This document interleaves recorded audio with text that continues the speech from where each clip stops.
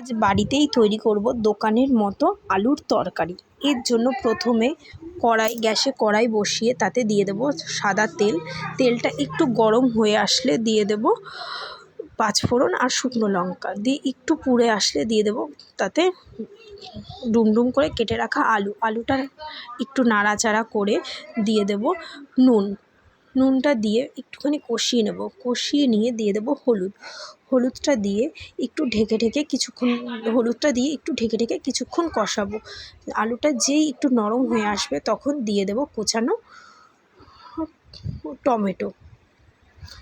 Tomato দিয়ে একটু কিছুক্ষণ ধরে ঢেকে কষাবো।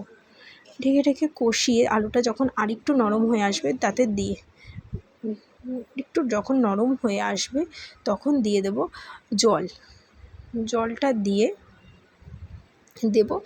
জল দেওয়ার পর দেব একটু গুঁড়ো গরম মশলা দিয়ে কিছুক্ষণের জন্য ঢেকে রেখে দেব।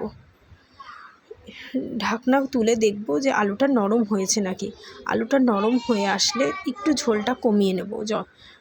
কমিয়ে নিয়ে আলুটা যেই নরম হয়ে আসবে দিয়ে দেব একটু চিনিটা দিয়ে একটু কিছুক্ষণ ফুটিয়ে তরকারি আমি নামিয়ে নেব। নামিয়ে নিলেই আজকে আমার দোকানের মতো আলুর তরকারি রেডি।